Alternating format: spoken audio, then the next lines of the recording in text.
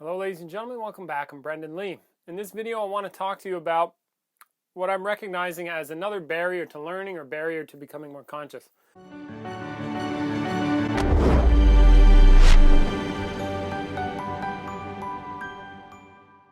This is happening. I am posting late today. I've been in the middle of workshops. I just finished up the Transcending Self workshop. If you want to check those out, links in the description. We do powerful consciousness work here at the center in Texas. Now, the thing I want to talk to you about, it's going to be a little bit of a short video today, is mainly this thing where when people are learning, so from my perspective, when I'm looking at, when I'm working with other people and I'm looking out, I can see clearly, more clearly now than I have in the past, that whenever people are approaching consciousness work, and also any type of learning, but specifically consciousness work, they're always approaching usually the work from their own perspective. The more I work with people, the more I can recognize that their perspective has, say, strengths and weaknesses to it. And in this case, I see the limitations of approaching this kind of work from a personal perspective. And what am I trying to say here that's going to be of value? It's basically like the perspective gets in the way. Now, that doesn't mean there's anything wrong with your perspective inherently. That doesn't mean there's anything wrong with having a perspective. It's just that's where the person is coming from when they approach the work. And I've been watching now that when people are working, they're doing their best to grasp what I'm saying, but it's like I'll say something and come and invite them to consider a certain experience, and they will go somewhere else with it. Or they will take it in and then apply their own perspective to it. And then they're ending up with something different than what I'm trying to communicate. And I see this as a detriment to this kind of work. Now, and here's another thing that I'm noticing when working with people is not only do they have their own perspective, but there are things that people are doing because of their perspective, and usually because of how they hold the world, what they think should and shouldn't be in the world, how they should and shouldn't show up, how even like the teacher that they're interacting with should and shouldn't show up, or any number of things like that. We call those ideals. Then the work is funneled through, again, the viewpoint and the perspective, and what good is this? Or, well, that's fine, but how do I use it? Or, I don't agree with this, or I agree with this, either way. Or, I heard this thing, how does this thing fit with every other thing that's been going on, and then making a cosmology about it. And the kicker is that I can see that the people working don't know that they're doing it. That's the rough part. That's the hard part. For me as a facilitator, for me as somebody working to get these things across, that's the challenge. Now, and I've seen it myself, as I grow older, as I grow in experience and get better at my craft, and also get more conscious of my own mind, my own self, what I'm up to. And it seems like the more conscious I become, the more freed up I am from these things that once bound me. And I feel like I can see it a little more clearly in others when they're doing it. It's like, oh, whereas before it wasn't so clear to me, but now it's getting much more clear.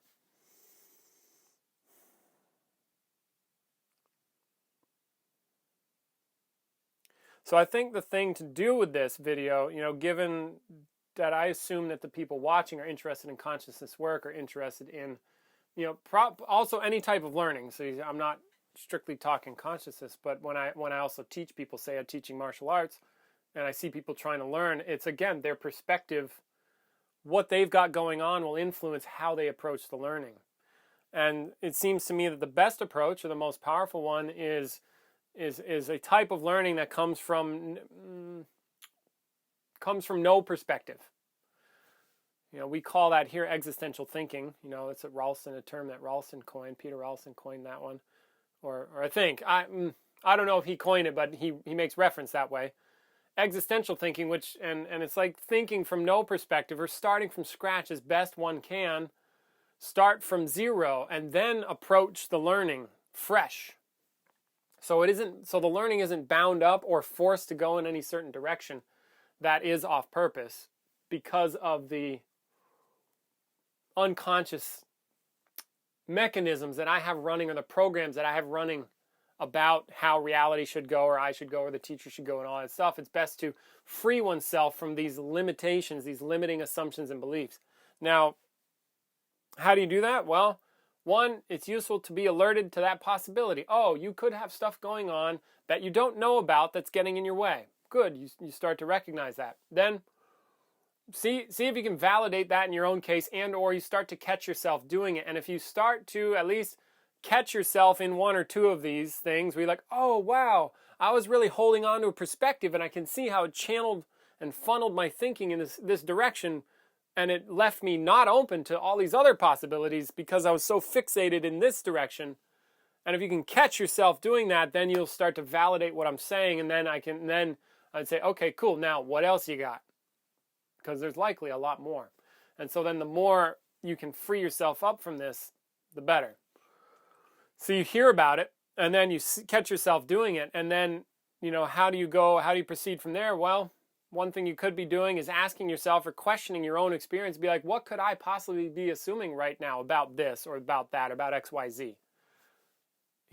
Is that true? Could I have it wrong? So like some openness, some exploration. What am I really doing in relationship to this? You then use that to further the action. All right? So that's a shorty I have for you. I just wanted to share that, again, just coming off of a workshop. I am way deep in a lot of work right now, and I've got about a week to go. And I thought this would be a help to people out there who are doing consciousness work and also learning anything. It's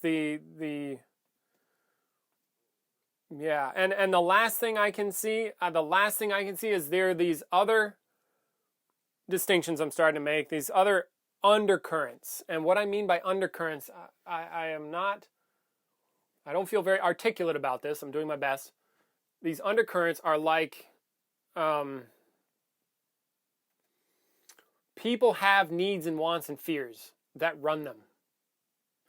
And like, if some work that is being presented in metaphorically touches these in people, it looks like that gets them going.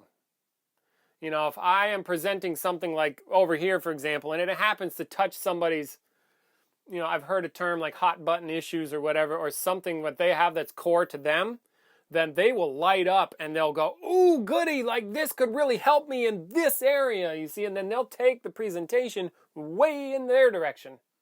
Not going toward the thing being presented, but toward their own thing. Or if they're afraid, it'll touch their fear in a sense, and they'll get, no, it can't be, blah, blah, blah. They'll have a thing about it. And so these undercurrents is another thing I'm starting to notice. And again, these things do not look like they're running. People don't look like they're aware of them happening. They just, for some reason, they're upset and they don't know. And what I mean by that is they're not conscious that that's something that they're doing. They just like, it just looks like it comes over them or something like that. And this also leads me to the consideration and perhaps the understanding of how others could use this to their advantage. If they become aware of that, you're aware of what gets people going, you can manipulate them or control them or whatever. And because they're very strong drivers. So I see how it can be possible for large groups of people to like end up believing something that is off base You know, and what I mean by off base is like disempowering, hurtful, or painful, or whatever. You know, they can get lost in these directions because there's stuff going on that is like that moves them around. And what I mean by this stuff is like deeper emotional drivers that they are quite literally unaware of. Because I watch what happens with people when I work with them, and it's like, oh, if I do this, then they go down this road, like collectively almost go down a road that I didn't intend, but they are clearly wanting that. So that's just another thing. So then that, I'm saying this to share, and also for you, the learner or the student, to be open and consider that maybe there's more going on with yourself, your person, than you know. And some of this stuff will drive you in certain directions that may not be what is being presented if you're trying to learn, or if, say, I'm trying to facilitate you in some consciousness work, it'll get in the way. And you'll miss the communication, or it becomes easy to miss the communication. So I'm trying to ward you off of some potential traps. All right? So that's it for this video. Much love. Take care. If you want to get serious, check the links in the description. I've got a website. Hey, drop me a comment, email me. Let me know how your work is going. Book a coaching call. But mainly come here and do a workshop if you want to get serious. We do very powerful events and a lot of hard work. So if you want to get busy doing that, you're invited. Otherwise, enjoy the videos. Much love. Take care. Till next time, I'm Brendan Lee, in support of Consciousness and Skill Worldwide, which was founded by Peter Ralston. Take care.